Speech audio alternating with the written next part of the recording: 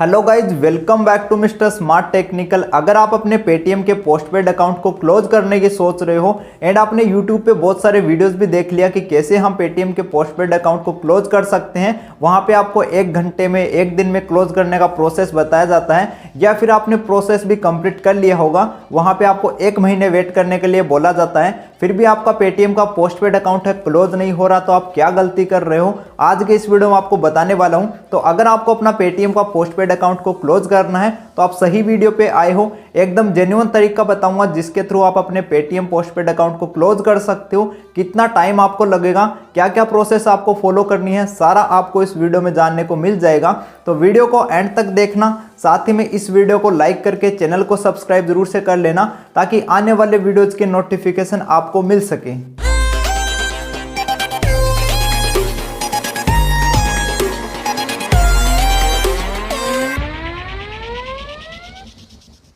Guys, आगे बढ़ने से पहले एक चीज आपको और बता दूं, इस वीडियो में आपको एक छोटा सा ट्रिक भी बताऊंगा जो कि आप अपने पेटीएम पोस्टपेड की लिमिट को इंक्रीज करवा सकते हो, या फिर पेटीएम पोस्टपेड में जो कैटेगरी होता है लाइट, इलाइट, डिलाइट, तो बहुत सारों को लाइट कैटेगरी मिलता है जिसमें बहुत ज़्यादा चार्ज लिया जाता है, तो आप उसे इलाइट या डिलाइट में कन्वर्ट कर सकते हो। वो ट्रिक मैं आपको बताने वाला हूं, बट मैं आपको यहीं पे बता दूं वो 100% वर्क नहीं करने वाली है। मतलब अगर आप सभी यूज़र करोगे तो सभी के अकाउंट में वो ट्रिक काम नहीं करेगी। किन यूज़र के अकाउंट में काम करेगी वो आगे आपको पता चल जाएगा, तो वीडियो को एंड तक देखोगे तब आपको समझ में आएगा। अब सबसे पहले बात आती है कि पेटीएम पोस्टपेड को बंद कराने के रीज़न क्या हो सकते हैं, मतलब आप किस वजह से बंद करा रहे हो। मैं जो रीज़न बता रहा हूँ मैक्सिमम यूजर्स इसी रीजन की वजह से क्लोज करा रहे हैं। पहला तो ये है कि पेटीएम पोस्टपेड लिमिट का इंक्रीज ऑफर नहीं देता है, मतलब आपकी लिमिट जितनी है आपको स्टार्टिंग में मिली थी, मैक्सिमम यूजर्स की लिमिट उतनी ही रहती है, इंक्रीज नहीं होती। इवन मैं 4-5 साल से यूज कर रहा हूँ, मेरे को 2500 रुपए का लिमिट मिला था, वो ऑफर अभी तक भी नहीं आया जिसमें लिमिट इंक्रीज कर सके। तो शायद से मैक्सिमम यूजर्स का पहला रीजन ये हो सकता है कि वो लिमिट इंक्रीज के कारण इसे क्लोज करा रहे हो।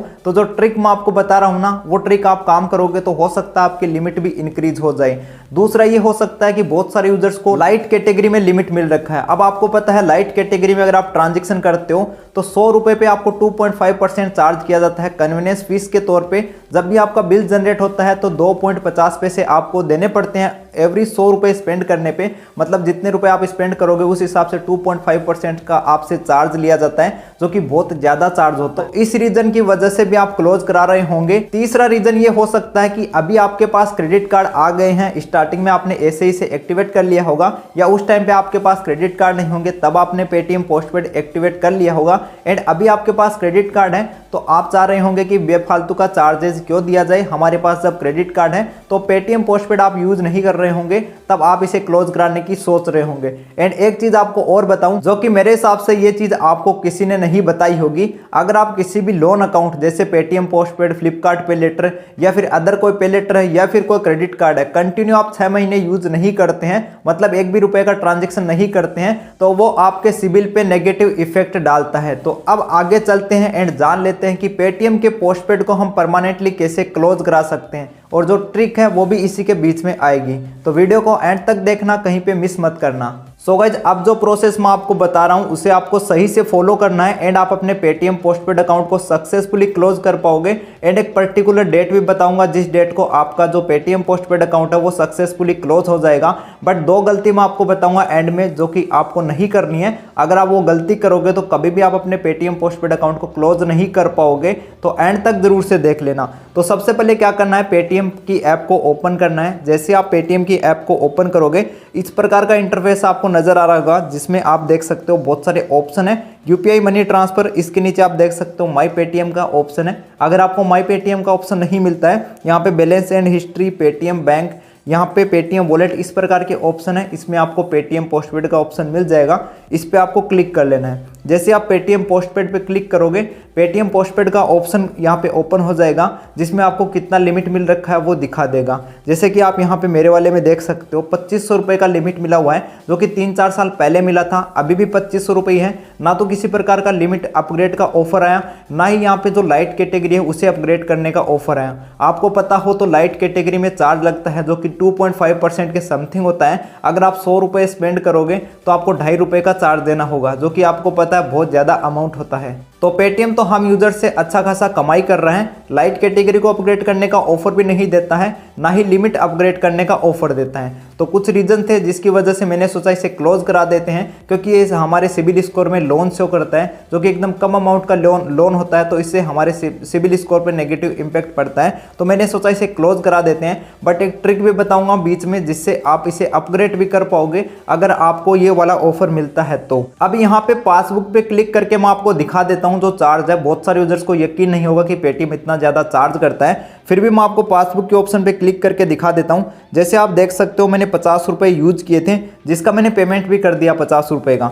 फिर जब 1 तारीख को बिल जनरेट होता है तो उसमें आप देख सकते हो 1.18 रुपये, 1.18 रुपये मेरे यहाँ पे जो कन्वीनियंस फीस है वो चार्ज देना है। 50 यूज किए थे 1.18, मतलब आप देख सकते हो अगर 100 यूज करूँगा 2.36, तो 2.5% के समथिंग आप चार्ज मान सकते हो, जो कि बहुत ज़्यादा चार्ज होता है। अब देख लेते हैं कि इसे क्लोज कैसे करना है। तो आपको होम पेज पे आना है, मतलब पेटीएम पोस्टपेड के होम पेज पे आना है, जैसे कि आपको साइड में यहाँ पे दिख रहा है। इस वाले पेज पे आने के बाद आप देख सकते हो थोड़ा सा नीचे स्क्रॉल करोगे, लिखा है पोस्टपेड FAQs, तो आपको इस पे क्लिक कर देना है। जैसे आप इस पे क्लिक करोगे एक नेक्स्ट पेज आपके सामने यहाँ पे ओपन होगा, जिसमें how do I use Paytm postpaid, इसके बारे में बताया गया है। पेटीएम पोस्टपेड के बारे में थोड़ा सा नीचे देखोगे, यहाँ पे दिखा रखा है can not find what you are looking for, यहाँ पे कॉन्टेक्ट अस का ऑप्शन है, आपको इस पे क्लिक करना है। जैसे आप इस पे क्लिक करोगे नेक्स्ट पेज आपके सामने यहाँ पे आएगा। कुछ रिसेंटली ट्रांजेक्शन आपने किए हैं वो यहाँ पे शो करेगा, उसके नीचे need help with non order related queries, आपको इस वाले पे क्लिक कर देना है। जैसे आप इस पे क्लिक करोगे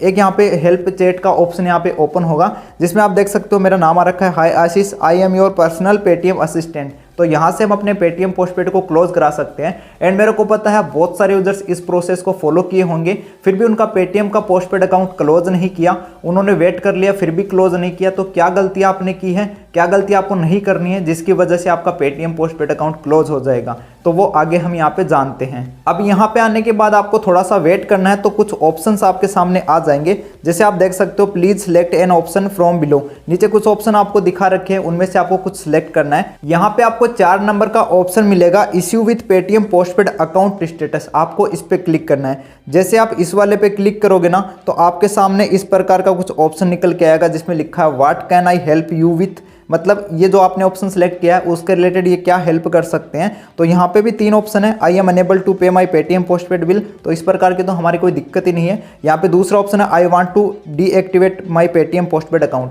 तो हमें डीएक्टिवेट करना है, तो इस वाले ऑप्शन पे क्लिक कर देना है। अब यहाँ पे भी आपके सामने बहुत सारे ऑप्शन है, जैसे आप देख सकते हो please select a reason for deactivation, मतलब आप डीएक्टिवेट करने का क्या रीजन है जिसकी वजह से आप डीएक्टिवेट कर रहे हो। तो पहला ही हमें सेलेक्ट कर लेना है, आई वो चार्ज ए हाई कन्वीनियंस फीस, तो इससे हमें फायदा भी हो जाएगा। मैंने आपको स्टार्टिंग में बताया था कि मैं आपको एक ट्रिक बताऊंगा, तो वो यही है, अगर आप इस वाले ऑप्शन को सिलेक्ट करते हो ना, तो पेटीएम को अगर आप अच्छा खासा यूज कर रहे हो, पेटीएम की नज़र में एक अच्छे कस्टमर हो, टाइम पे पेमेंट कर रहे हो, तो पेटीएम को लगेगा कि इस रीजन की वजह से ये हमारे जो पेटीएम पोस्टपेड अकाउंट है इसे क्लोज कर रहा है, तो आपको इलाइट जो लाइट कैटेगरी उसे इलाइट या डिलाइट में अपग्रेड कर देगा, जिससे आपको कन्वीनियंस फीस नहीं देना होगा। अगर आपको पेटीएम को लगता है तभी आपको ये वाला ऑफर मिलेगा, क्योंकि बहुत सारे यूजर्स को ये वाला ऑफर मिलता है जब भी वो इस वाले ऑप्शन को सिलेक्ट करते हैं, तो उन्हें लाइट से इलाइट या डिलाइट में अपग्रेड कर दिया जाता है, जिससे उनका किसी प्रकार का कोई चार्ज नहीं लगता। एंड बहुत बार ये होता है, अगर आप पेटीएम पोस्टपेड को क्लोज करने जाते हो तो पेटीएम खुद ऑफर दे देता है कि आप इसे क्लोज मत कीजिए, आपको इतना लिमिट अपग्रेड का ऑफर मिलता है। एंड लाइट कैटेगरी को इलाइट या डिलाइट में अपग्रेड करने का भी ऑफर मिल जाता है। तो अगर आपको क्लोज करना है तो इस वाले ऑप्शन को जैसे आप सिलेक्ट करोगे, तो नेक्स्ट ऑप्शन आपके सामने इस प्रकार का ओपन होगा, जिसमें कुछ बता रखा है कि कन्वीनियंस फीस चार्ज ओनली, इस प्रकार का ट्रांजेक्शन वगैरह कुछ बता रखा है। तो यहाँ पे नीचे 2 ऑप्शन मिल रखे हैं, do you still want to deactivate your Paytm postpaid account, क्या आप अपने पोस्टपेड अकाउंट को क्लोज करना चाहते हो। अगर नहीं करना चाहते हो तो नो पे क्लिक कर सकते हो, अगर करना चाहते हो तो यस पे क्लिक कर सकते हो। तो हमको करना है तो यस पे क्लिक कर दिया। जैसे यस पे क्लिक करेंगे तो नेक्स्ट पेज यहाँ पे ओपन हो जाता है। मेरे को पता है बहुत सारे यूजर्स इस वाले पेज तक आ गए, फिर भी उनका पेटीएम का पोस्टपेड अकाउंट क्लोज नहीं हुआ, क्योंकि एक बार मेरे साथ भी हुआ था। मैंने इस वाले मतलब यहाँ तक आ गया, फिर भी मेरा पेटीएम पोस्टपेड का अकाउंट क्लोज नहीं हुआ। रीजन मैं आपको आगे बताऊंगा। यहाँ पे आप देख सकते हो इंग्लिश में बहुत बड़ा पैराग्राफ लिखा है, जिसका मतलब भी आपको बताऊंगा कि यहाँ पे क्या दिखा रखा है एंड किस चीज का हमें ध्यान रखना है। अब इतनी ज्यादा इंग्लिश मेरे को भी नहीं आती कि इस सारे पैराग्राफ को मैं आपको ट्रांसलेट करके अच्छे से समझा दूं, तो मैंने गूगल से डायरेक्ट इसे ट्रांसलेट कर लिया है। एंड मैं आपको यहाँ पे बता दूं कि यहाँ पे क्या लिखा है। यहाँ पे इन्होंने लिखा है कि पेटीएम पोस्टपेड को निष्क्रिय करने के लिए आपको अगले महीने की 8 तारीख तक वेट करना है, क्योंकि पेटीएम पोस्टपेड का बिल जनरेट होता है 1 तारीख को एंड 7 तारीख को उसका बिल पेमेंट करने का आखिरी डेट होता है। तो 7 तक हमें वैसे वेट करना है एंड 8 तारीख को आपका अकाउंट यहाँ पे क्लोज कर दिया जाता है। बट पेटीएम पोस्टपेड को क्लोज करने के लिए भी यहाँ पे 2 शर्तें रखी है, जो कि मैंने आपको बताया कि एंड में मैं आपको बताऊंगा कि ये 2 गलतियां आपको नहीं करनी है। क्या गलती नहीं करनी है, यहाँ पे साफ साफ लिखा है, इस अनुरोध के बाद पेटीएम पोस्टपेड का उपयोग करके नया खर्च नहीं किया गया है। मतलब आपने डीएक्टिवेट का रिक्वेस्ट लगा दिया है। रिक्वेस्ट लगाने के बाद कभी आपको लगा कि हम पेटीएम पोस्टपेड से ये वाला ट्रांजेक्शन कर लेते हैं, अगले महीने ये जो क्लोज होगा तो उससे पहले हम इसे पेमेंट कर देंगे।